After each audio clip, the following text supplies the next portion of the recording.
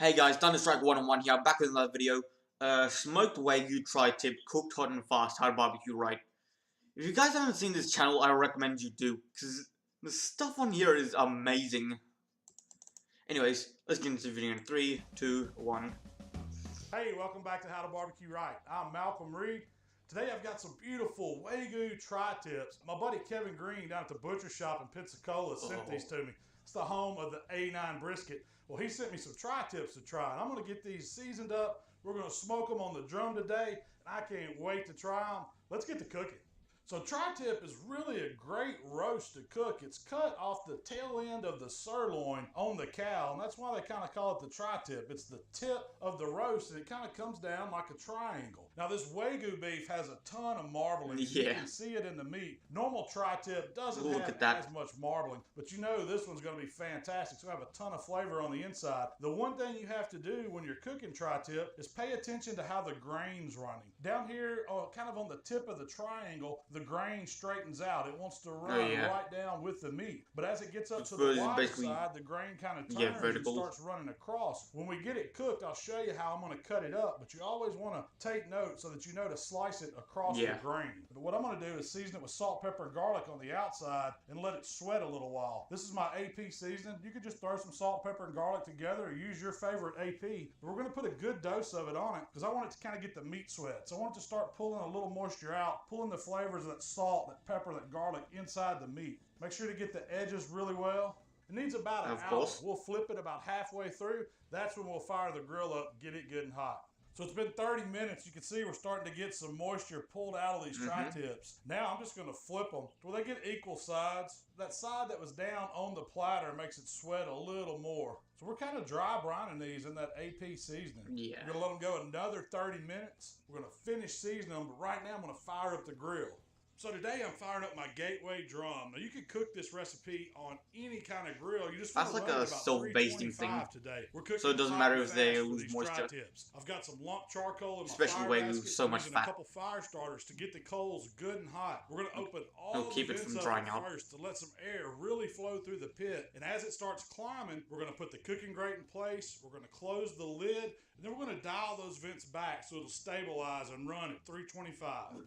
So while the drum's coming up to temperature, I'm going to put together a quick mopping sauce. And this is a balsamic-based mopping sauce. So I've got some balsamic vinegar, got some olive oil, got a little honey. Got to have that honey for the money, even in the mop. Got a little bit of garlic that I minced up real fine. A good pinch of crushed red pepper. You didn't even put honey in black pepper, just to balance it out a little bit. Then I'm going to give it a quick whisk just to combine everything. Then we'll mop this on as we're cooking these tri-tips on the drum. So after another 30 minutes, we've really sweated these tri-tips, and I'm going to finish them off with a little bit of barbecue rub. I'm using my hot rub here. You could use any rub you like. I really like the color on it, and I know it's great on steaks. It's going to be awesome on these tri-tips. We're not going super heavy, just a light coat, and then right on top of that, after we get it patted in a little bit, I want to season it with a little bit of my steak rub to give it some texture. We're going to do the same thing to the bottom side. So we're going hot rub. Pat it in, make sure we get some on the sides.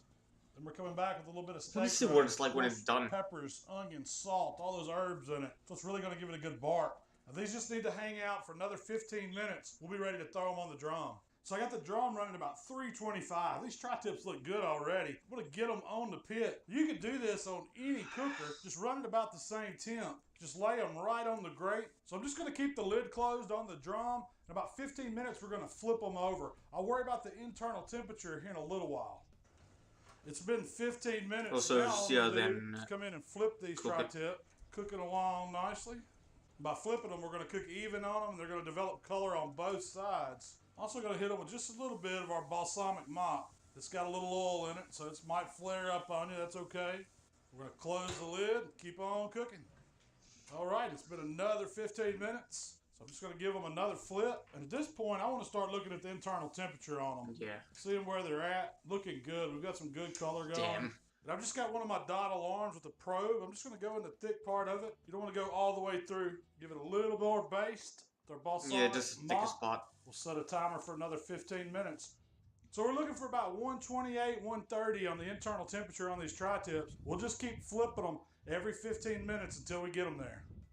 All right, we should have time for one more flip before our tri-tips are done. I'm just going to pull the probes out. Let's give them another flip. Get our probes back in.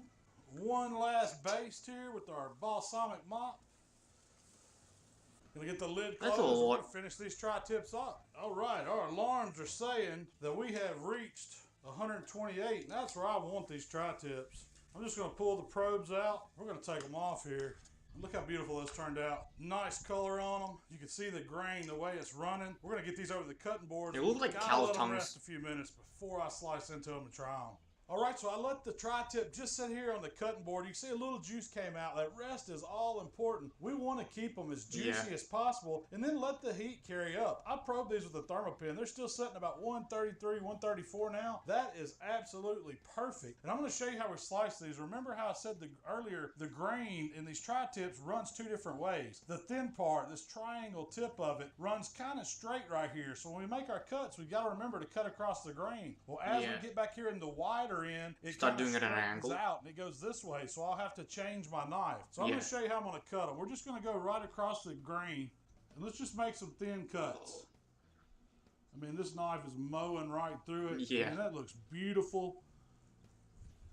It's kind of that medium rare. And this Wagyu beef, it's going to be incredible. Now I'm just kind of I haven't had lunch yet. My knife as the tri-tip goes. We're going to get up here to where the grain switches. I can see the way it's running. We're just kind of straightening it out. Now we're going to come back and we're going to do this end, the bigger end. And we're going to go across the grain here. We're just going to make thin cuts. And look at that juice roll out of it. That is beautiful. That's what you want to see in perfectly cooked tri-tip. All that juice is on the inside. Damn, it looks flavor good. Is. You can cut it as thick or as thin as you like. If you're making sandwiches, you want to pile it high, you can cut it thin. If it's more to serve, kind of like you would eat a steak, hey, cut it a little bit thicker. This looks perfect to me. That's about all I can stand before I have to try it. I'll just kind of spread it out here so you can see it. I'll pull that piece out. It's got my name all over it. I mean, that is gorgeous, gorgeous tri-tip. Cooked on the drum, kind of hot and fast. I'll spin it around here where you can see how these slices look. I mean, that is excellent. And I want to get me a bite of it. I got to get some of that juice on it. All that flavor. You should have put it on a plate, then make some gravy out of that. Wagyu beef, man, you can't beat it. We'll use it to make some gravy. I've tried Wagyu tri-tip. The flavor is outstanding.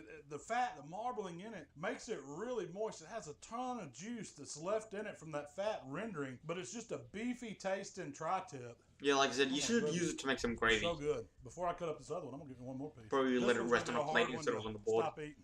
Love the flavors the AP puts on it, the savory notes. The hot rub really gives it that barbecue essence. Steak rub on top for the texture, man. All that comes through. And you get a little bit of that balsamic flavor from that mop that we mixed up. We basted over the top of it. Yay, background noise.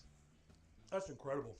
Wow. Hot and fast on the drum is a great way to cook tri-tip. You can do this on any cooker. Just run it at about 325 the whole time. And then keep that tri-tip moving. About every 15 minutes, you want to flip it. We seasoned it with that AP, the hot rub, a little bit of steak for texture. And then we just got it on the pit after it sweated for about an hour and 30 minutes. The pit was running about 325. We mopped it with that balsamic mop that had the olive oil, the garlic, a pinch of red pepper. All that combined to make an awesome flavor on this Wagyu tri-tip. Hey, check Kevin out down at the butcher shop. He's got some fantastic meat, and you're going to want to get one of these tri-tip. He can mail it to you if you're not in Pensacola. That's how I got it. Want to, but I don't live in America. How to barbecue right today. If you like what we're doing, subscribe to our channel. You can find us on Facebook, Instagram, and Twitter, and we're going to recap everything we do in the week on our podcast. Check that out as well. We'll see y'all next time.